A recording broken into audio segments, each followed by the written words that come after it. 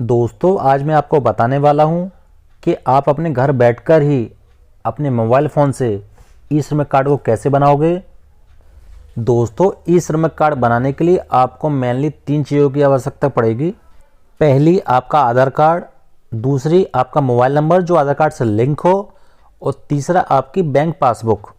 अगर ये तीनों चीज़ें आपके पास हैं तो आप बड़े ही आसानी से अपने मोबाइल फ़ोन से ई श्रमिक कार्ड को बना सकते हो। दोस्तों वीडियो के लास्ट में मैं ई श्रमिक कार्ड बनवाने के फ़ायदे और नुकसान के बारे में भी चर्चा करूंगा। दोस्तों अगर आपको हमारा ये वीडियो अच्छा लगे तो वीडियो को लाइक कर देना, और चैनल को सब्सक्राइब नहीं किया तो चैनल को भी सब्सक्राइब कर देना। और करूंगा आपसे एक गुजारिश कि वीडियो को शुरू से लास्ट तक पूरा देखें। चलिए शुरू करते हैं। दोस्तों सबसे पहले आपको क्रोम ब्राउज़र खोलकर गूगल पर ई श्रम लिखकर सर्च कर लेना है।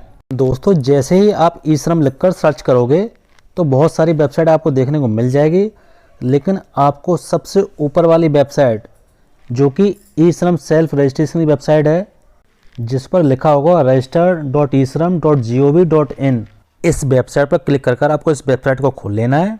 ई श्रम का सेल्फ रजिस्ट्रेशन फॉर्म खुलकर आ जाएगा। अब यहाँ पर सबसे पहले आपको अपना मोबाइल नंबर डालना है। याद रहे दोस्तों, आपको वही वाला मोबाइल नंबर डालना है जो आपके आधार कार्ड से लिंक है। यहाँ पर मैंने अपना मोबाइल नंबर डाल दिया है। अब यहाँ पर कैप्चा फिल कर देना है। चलो मैं कैप्चा को फिल कर देता हूँ। अब दोस्तों नीचे आपको दोनों जगह नो के ऑप्शन को सिलेक्ट बने रहने देना है। अब आपको नीचे सेंड ओटीपी के ऑप्शन पर क्लिक करना है। अब आपके मोबाइल नंबर पर एक ओटीपी का मैसेज भेजा गया है, उस ओटीपी को यहाँ पर डाल देना है। दोस्तों मेरे आधार कार्ड में जो मोबाइल नंबर लिंक है उस नंबर की सिम मेरे दूसरे मोबाइल में डली हुई है, तो उस मोबाइल पर ओटीपी का मैसेज आ चुका है और मैंने ओटीपी को डाल भी दिया है। अब मैं सबमिट पर क्लिक करता हूँ। जैसे ही आप सबमिट पर क्लिक करेंगे एक नया पेज खुलकर आ जाएगा। यहाँ पर आपको अपना आधार कार्ड नंबर डाल देना है। मैंने अपना आधार कार्ड नंबर यहाँ पर डाल दिया है। इसके बाद आपको ओटीपी के ऑप्शन पर क्लिक बने रहने देना है। अब आपको यहाँ पर कैप्चा को फिल कर देना है और आगे आपको टर्म्स एंड कंडीशन पर चेक मार्क लगा देना है। मेरा पहले से ही चेक मार्क लगा हुआ है तो मुझे चेक मार्क लगाने की कोई ज़रूरत नहीं है। अब आपको नीचे सबमिट पर क्लिक करना है। अब आपके आधार कार्ड में रजिस्टर्ड मोबाइल नंबर पर एक ओटीपी को भेजा गया है, उस ओटीपी को यहाँ पर एंटर कर देना है।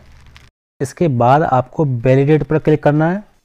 इसके बाद ये आपके आधार कार्ड की जानकारी को फेच करेगा और आपके आधार कार्ड की सारी जानकारी निकलकर सामने आ जाएगी।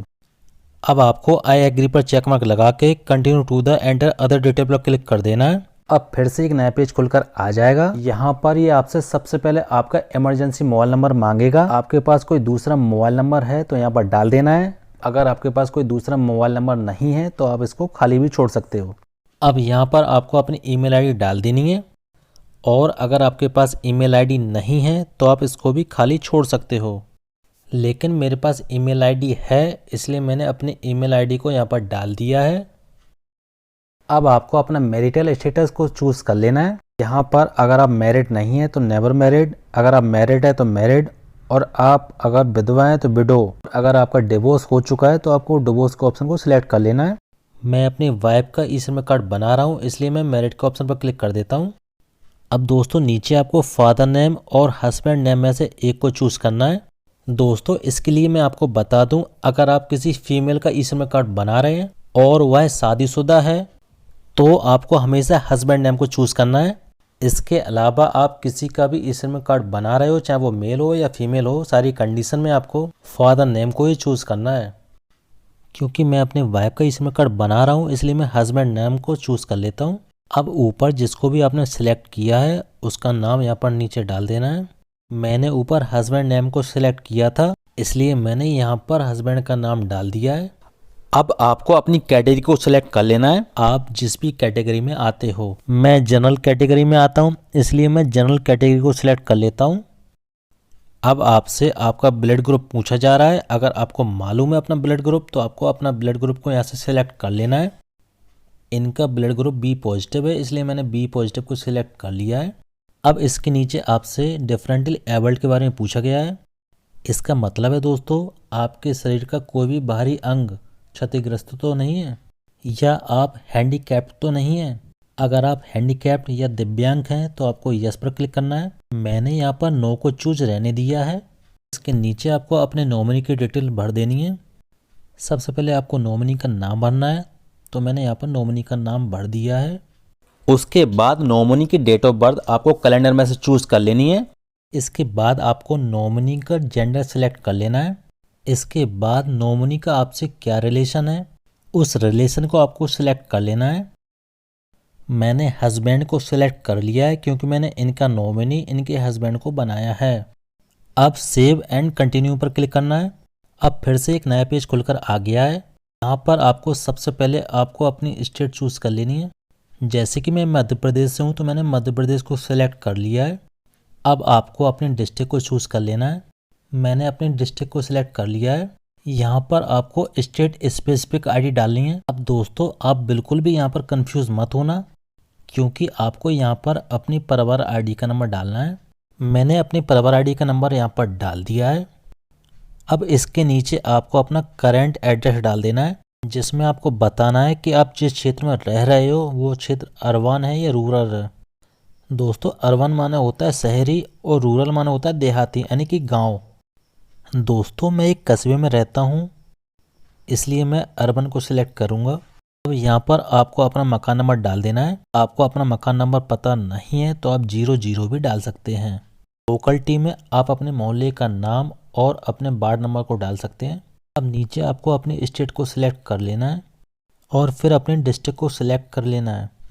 इसके बाद सब डिस्ट्रिक्ट में आपको अपने शहर के नाम को सिलेक्ट कर लेना है। इसके बाद आप जिस जगह रह रहे हो सिटी में उस जगह का नाम आपको डाल देना है और नीचे उस जगह का पिन कोड आपको डाल देना है। इसके बाद आपको बताना है कि इस शहर में आप कितने सालों से रह रहे हो या निवास कर रहे हो। इन्हें यहाँ पर रहते हुए 10 से 15 साल हो गई हैं, इसलिए मैं 10 to 15 ईयर्स पर टिक कर दूंगा। अगर आपका परमानेंट एड्रेस और करंट एड्रेस सेम है तो आपको चेक मार्क लगा देना है, और अगर आपके दोनों एड्रेस अलग अलग हैं तो आपको चेक मार्क को नहीं लगाना है। मेरे दोनों एड्रेस सेम है इसलिए मैंने चेक मार्क को लगा छोड़ दिया है।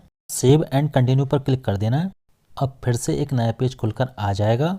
यहाँ पर सबसे पहले आपको अपनी एजुकेशन क्वालिफिकेशन को सिलेक्ट कर लेना है।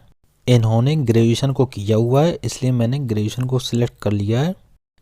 अब नीचे आप एजुकेशन सर्टिफिकेट की फ़ोटो खींचकर चूज़ फाइल पर क्लिक कर कर उस फ़ोटो को सिलेक्ट कर लेना है, जिससे कि आपके एजुकेशन के सर्टिफिकेट आपके ई श्रम की साइट पर अपलोड हो जाएंगे। मैंने यहाँ पर अपने एजुकेशन सर्टिफिकेट को अपलोड नहीं किया है, आप चाहो तो अपलोड कर सकते हो। अब नीचे आपको अपनी इनकम को सिलेक्ट कर लेना है कि आप एक महीने में कितने रुपए कमा लेते हो। मैंने 10,000 एंड बिलो पर क्लिक कर दिया है। आप अपने हिसाब से इसको कम और ज़्यादा कर सकते हो। अगर आपके पास इनकम सर्टिफिकेट है तो उस सर्टिफिकेट की फ़ोटो खींचकर आप यहाँ पर अपलोड कर सकते हैं, लेकिन मैंने यहाँ पर किसी भी सर्टिफिकेट को अपलोड नहीं किया है। अब आपको सेव एंड कंटिन्यू पर क्लिक कर देना है। अब एक बार फिर से एक नया पेज खुलकर आ जाएगा। यहाँ पर सबसे पहले आपको अपने ऑक्यूपेशन को सिलेक्ट कर लेना है। आपको ऊपर क्लिक हेयर पर क्लिक करके सबसे पहले पीडीएफ को डाउनलोड कर लेना है और उस पीडीएफ को खोलकर देख लेना है कि आपका ऑक्यूपेशन यानी कि आपका धंधा, बिजनेस, नौकरी या मजदूरी इस लिस्ट में किस कैटेगरी में आ रही है, या आपका ऑक्यूपेशन इस लिस्ट में है भी या नहीं, क्योंकि इसी लिस्ट में से आपको अपना ऑक्यूपेशन को सिलेक्ट करना है। इस लिस्ट के अलावा अगर आप कोई और धंधा, बिजनेस या नौकरी करते हो तो आपका ई श्रम कार्ड नहीं बन पाएगा। ये सिलाई का काम करती हैं, इसलिए मैंने इस लिस्ट में से देखकर यहाँ पर टेलर डाल दिया है। अब इसके नीचे आपको अपना वर्क एक्सपीरियंस डाल देना है, जैसे कि इन्हें लगभग 15 साल का अनुभव है सिलाई का, तो मैंने 15 को सिलेक्ट कर लिया है। अगर आप इस काम के साथ साथ दूसरा काम भी करते हैं उस काम को नीचे डाल सकते हैं, जैसे कि मैं डाले देता हूँ ब्यूटिशियन, क्योंकि ये एक छोटा सा पार्लर भी चलाती हैं। मैंने सेकेंडरी ऑक्यूपेशन में ब्यूटिशियन को डाल दिया है। अगर आपके पास आपके काम का कोई सर्टिफिकेट है तो आपको यहाँ पर अपलोड कर देना है। इनके पास कोई सर्टिफिकेट नहीं है इसलिए यहाँ पर कोई भी सर्टिफिकेट अपलोड नहीं किया है। अब नीचे ही आपसे पूछ रहा है कि how did you acquire skill, क्या आपने कोई फॉर्मल, वोकेशनल या टेक्निकल ट्रेनिंग ली है या ट्रेनिंग नहीं ली है। तो इन्होंने कोई भी ट्रेनिंग नहीं ली है, इसलिए मैंने नीचे वाले ऑप्शन पर टिक कर दिया है।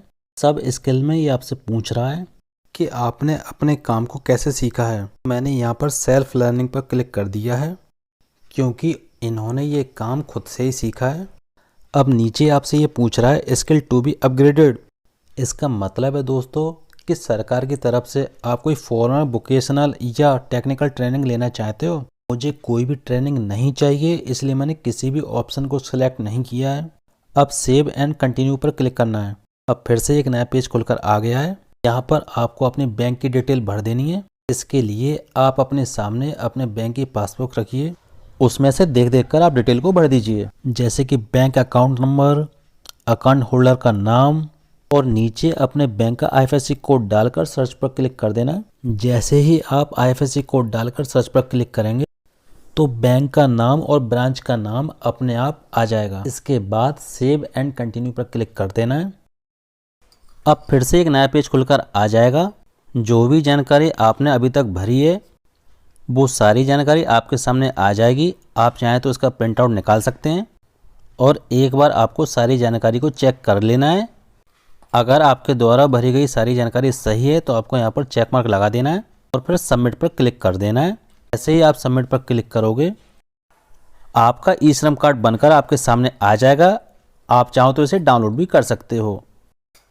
ई श्रम कार्ड को डाउनलोड करने के लिए आपको डाउनलोड यूएएन कार्ड पर क्लिक कर देना है। जैसे ही आप इस पर क्लिक करोगे आपका ई श्रम कार्ड आपके मोबाइल में डाउनलोड हो जाएगा और आपके मोबाइल में हमेशा के लिए ये सेव हो जाएगा। फिर जब भी आप चाहें तब इसका प्रिंट आउट निकलवा सकते हैं। दोस्तों अब मैं इसके मेन 3 फ़ायदे बताने वाला हूँ।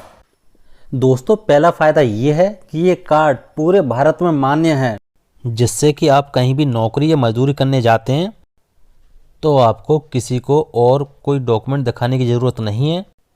आपको केवल ई श्रम कार्ड दिखा देना है। दोस्तों दूसरा फ़ायदा ये है कि इसमें 2 लाख का बीमा कवर दिया गया है। अगर किसी कारणवश किसी की मृत्यु हो जाती है और उसके पास ई श्रम कार्ड है तो सरकार तरफ से उसके नॉमिनी को 2 लाख रुपए दिया जाएगा। और अगर कोई दुर्घटना हो जाती है और आपके शरीर का कोई भी अंग क्षतिग्रस्त हो जाता है तो उस कंडीशन में भी आपको 1 लाख रुपए दिया जाएगा।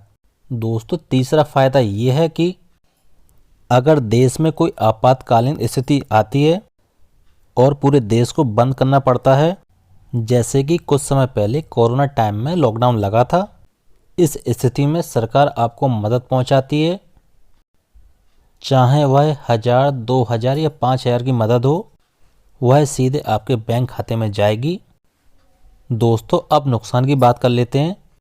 तो आपकी जानकारी के लिए मैं बता दूं, इस कार्ड का कोई भी नुकसान नहीं है।